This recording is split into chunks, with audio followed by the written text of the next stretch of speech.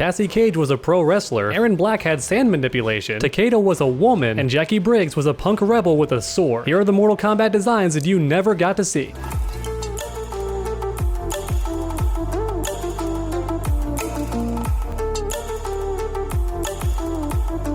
How's it going, everyone? My name is TrueUnderdawg, and I've gone on record that I think NetherRealm's new characters have pretty sick designs. To this day, I still love Devorah's attacks and playstyle. I'm not a fan of her beating OG characters, but her design to me is pretty sick and original. And I'm also a big fan of Erron Black, since I do live in Texas, so of course I love everything cowboy. I even love the more forgotten characters like Ferritor. And I think that most Mortal Kombat fans would agree that Takeda and Cassie Cage are some pretty cool additions. However, even so, it's crazy how drastically different their early designs were. If you enjoy Mortal Kombat and fighting game content in general, make sure to leave a like down below and subscribe, that way you don't miss any future videos. To start things off, let's talk about Cassie Cage. When this character was first revealed, everybody's hype was off the charts, which is impressive considering how bad her face model was when she first got revealed. Here it is on screen in case you forgot about it or just want to forget about it. I'm not gonna let you forget how bad that face model was. However, once again, it didn't matter how she looked. Players were simply excited to see the daughter of Johnny Cage and Sonya Blade. And I'll be honest, I was too, and I've gone on record saying that I actually prefer how she behaves in Mortal Kombat X over Mortal Kombat 11. But even though I am a big fan of Cassie Cage, I think I like her earlier designs even more, especially this one. That's right, Cassie Cage was originally going to be a professional wrestler. That to me is simply incredible because, for one thing, NetherRealm isn't very keen on grapplers. Don't get me wrong, there are some command grab characters, but when it comes to the Mortal Kombat games, there aren't many true grapplers. They tend to still have projectiles and some basic fundamental abilities. Nobody's attacks revolve around their grappling. And as a result, my mind goes wild just thinking about a Armika version of Cassie Cage. Just imagine if Cassie Cage could do a spinning pile driver, or maybe jump off the top ropes and deliver an elbow drop. That would be so sick. However, what I love the most about this design is it's not just a mix of Johnny Cage and Sonya Blade. Instead, this version of Cassie Cage is very much her own person with her own unique design and playstyle, and I absolutely love that. Because the reality is, a child is often not going to be an even blend of both parents. Take me, for example. My mom is a cosmetologist and my father is a firefighter. However, I'm not a firefighter who cuts hair. I'm a YouTuber, and I also love to draw and write a lot on top of that. So as you can see, my career path and talents are nothing like my parents. I may share some visual resemblances to them, but that's about it. Plus, from a story standpoint, this just makes sense because keep in mind, originally Johnny Cage was the one who raised Cassie Cage. Sonya was barely even there. And as a result, Cassie Cage's personality is far more similar to her father than her mother. And so it makes sense that she would become a celebrity similar to her father, but instead of being an actor, she chose to be a professional wrestler, which I guess is still kind of acting in a way. My main point is that Cassie Cage choosing to be a professional wrestler makes sense for her background and her personality. And that's why I love this design of Cassie Cage so much, because she looks like her parents, but her career choice and fight style are completely different. Which is why I'm a bit sad we didn't get wrestler Cassie Cage. Instead, we have a character that's the best of both of her parents. She has some Johnny Cage stuff and some Sonya Blade stuff, and that's still cool. But if I'm being honest, if I woke up one day with a time machine, I want to go back in time and make NetherRealm pick this design, because to me, pro wrestler Cassie Cage is simply amazing. Maybe in the future, with a different fighting game that NetherRealm makes, they can bring back this design and give us a female grappler, because that sounds so exciting. And then next up, let's talk about Jacqui Briggs. I think this character, unfortunately, is the least popular of the Kombat kids, and I think that's because she's too similar to her father, Jax. However, check out some of these early costume designs. As you can see, Jacqui Briggs is very much her own character in these older designs. She has an awesome sword and some really unique